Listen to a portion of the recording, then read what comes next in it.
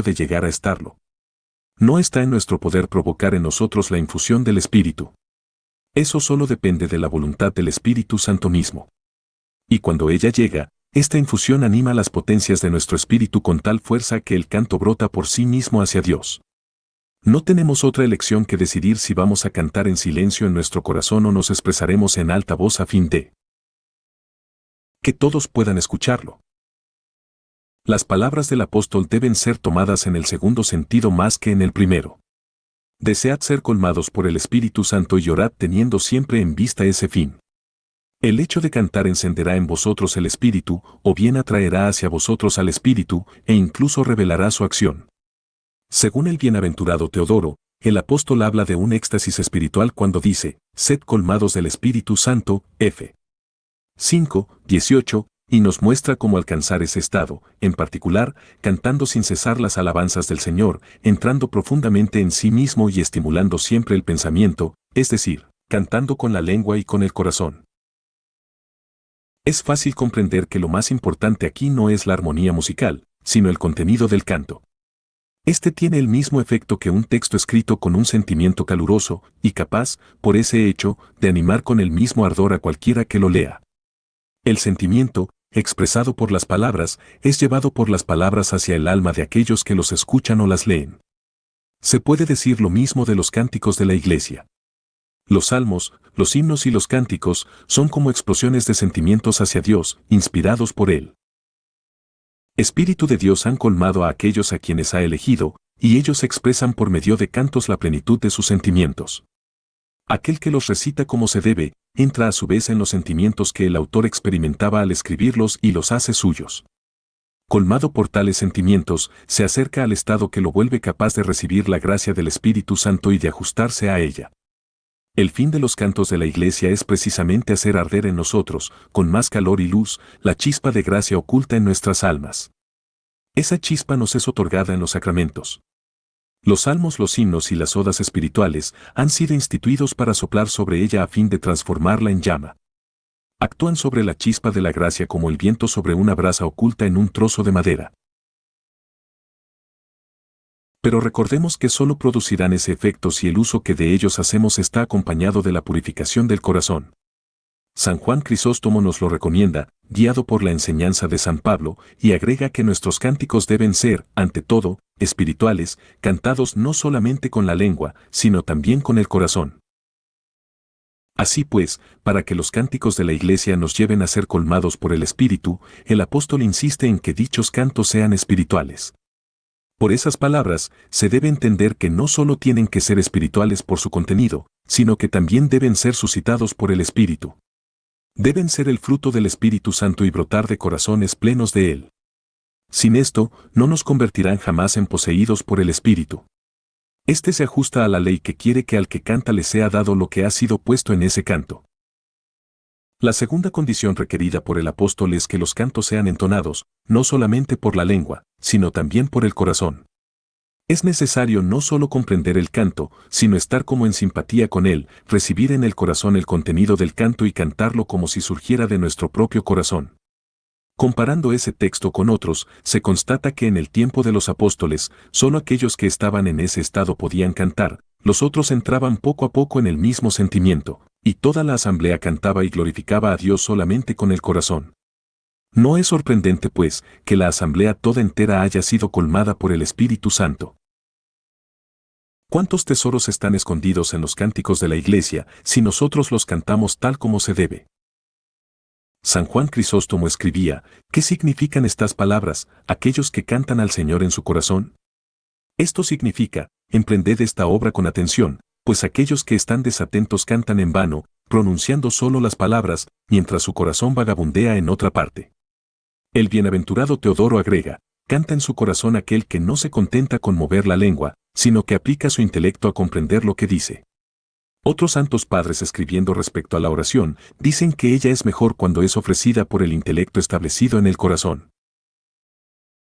Lo que el apóstol dice aquí respecto a las asambleas de iglesia puede aplicarse igualmente a la salmodia privada. Esta puede ser cumplida por cada uno en particular, y el fruto será el mismo si ella es hecha como se debe, es decir, con atención, comprensión y sentimiento, desde el fondo del corazón. Notamos incluso que, aunque las palabras del apóstol se refieren directamente al canto, su pensamiento vale para toda oración hecha a Dios. Es esto lo que despierta en nosotros el Espíritu Santo. La oración del intelecto en el corazón. Podemos orar usando oraciones ya compuestas, pero a veces la oración nace directamente en nuestro corazón y, desde allí se eleva hacia Dios. Tal era la oración de Moisés ante el Mar Rojo. El apóstol se refiere a ese tipo de oración cuando dice, mediante la gracia, cantad en vuestro corazón al Señor. Explicando este texto, San Juan Crisóstomo escribe, cantad por la gracia del Espíritu, no es simplemente con los labios, sino con atención, permaneciendo en pensamiento ante Dios en vuestro corazón. He aquí lo que significa la expresión, cantando al Señor. De otro modo, el canto no sirve para nada y las palabras se desvanecen en el aire. No se canta para la asistencia. Incluso sobre la plaza pública, es posible dirigirnos a Dios en el interior de nosotros mismos y cantar sin ser escuchados por nadie. Es bueno orar en el corazón, incluso cuando se está en viaje, y ser elevado a las alturas por la oración. Solamente una oración semejante es una oración verdadera. La oración vocal no es una oración si tanto el intelecto como el corazón no oran igualmente. Esta oración está formada en el corazón por la gracia del Espíritu Santo.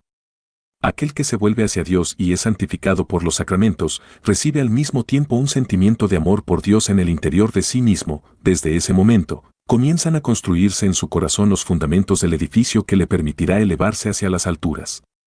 Si no lo destruye por medio de una conducta indigna, ese sentimiento llegará a ser, con el tiempo, la perseverancia y el trabajo, una llama, pero si él lo destruye por su indignidad, aunque el camino del retorno y de la reconciliación con Dios no esté cerrado para él, ese sentimiento no le será ya otorgado en forma inmediata y gratuitamente.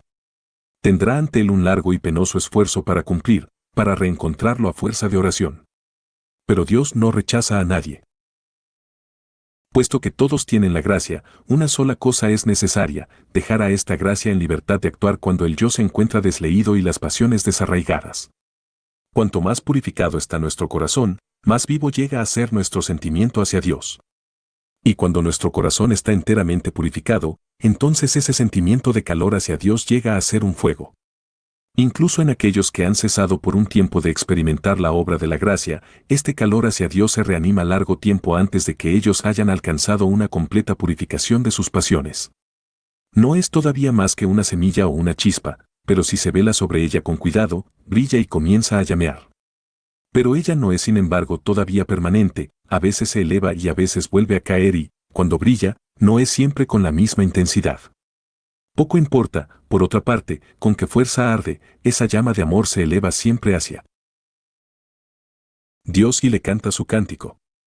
Es sobre ella que la gracia construye todo su edificio, pues está siempre presente en los creyentes. Aquellos que se dan sin retorno a la gracia son guiados por ella los forma y los educa de una manera que solo ella conoce. Sentimientos y palabras. El sentimiento que se experimenta hacia Dios, incluso si no está acompañado de palabras, es una oración. Las palabras sostienen y a veces profundizan el sentimiento. El don del sentimiento. Conservad con cuidado ese don del sentimiento, que os es acordado por la misericordia de Dios. ¿Cómo? En primer lugar por la humildad, atribuyendo todo a la gracia y nada a vosotros mismos. Desde que vosotros confiéis en vosotros mismos, la gracia disminuirá en vosotros y, si no os recuperáis, ella cesará por completo su obra, entonces solo os restará lamentaros y gemir. Por lo tanto, considerándoos como polvo y ceniza, permaneced en la gracia y no volquéis vuestro corazón ni vuestro pensamiento hacia ninguna otra cosa, salvo por necesidad. Permaneced sin cesar con el Señor. Si la llama interior comienza a debilitarse un poco, inmediatamente esforzaos para que retome vigor. El Señor está cerca. Si os dirigís hacia Él con temor y contrición, inmediatamente recibiréis sus dones. El cuerpo, el alma y el espíritu. El cuerpo está hecho de tierra, sin embargo, no es algo muerto sino viviente, y dotado de un alma viviente.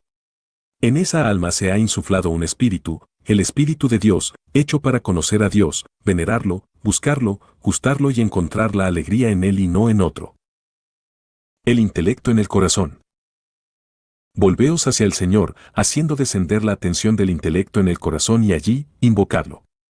Estando el intelecto firmemente establecido en el corazón, manteneos ante el Señor con temor, reverencia y devoción. Si cumplís sin desfallecimiento esta breve regla, los deseos y los sentimientos apasionados no se elevarán jamás en vosotros, y tampoco, por otra parte, ningún otro pensamiento.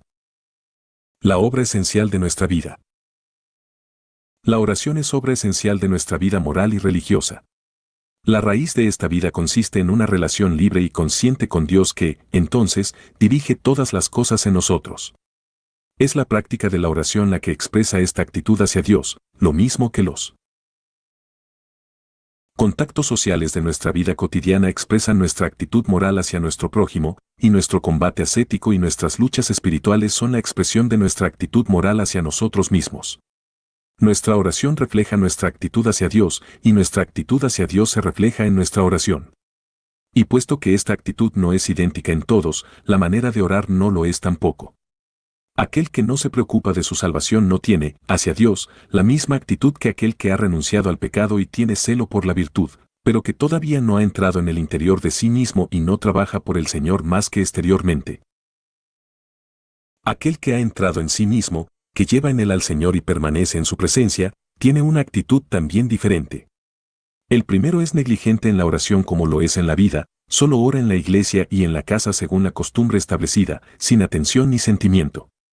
El segundo lee muchas oraciones y va a menudo a la iglesia, al mismo tiempo, intenta impedir a su espíritu vagabundear, y hace lo que puede por colocar sus sentimientos conforme a lo que lee, pero, a pesar de sus esfuerzos solo lo consigue muy raramente. El tercero, que está totalmente recogido en sí mismo, permanece con su intelecto ante Dios, y le ora en su corazón sin distracción, sin largas oraciones verbales, incluso cuando permanece largo tiempo en oración en su casa o en la iglesia.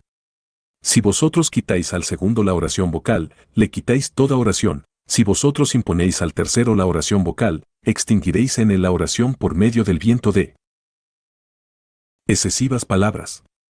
Pues cada categoría de personas, cada grado de ascensión hacia Dios, tiene su propia forma de oración y sus propias reglas. Qué importante es aquí ser instruido por aquellos que tienen experiencia y qué peligroso querer guiarse y dirigirse uno mismo. Oración en alta voz y oración silenciosa. ¿Qué es mejor? ¿Orar con los labios u orar con el espíritu? Es necesario usar las dos fórmulas, a veces orar con los labios, a veces con el espíritu.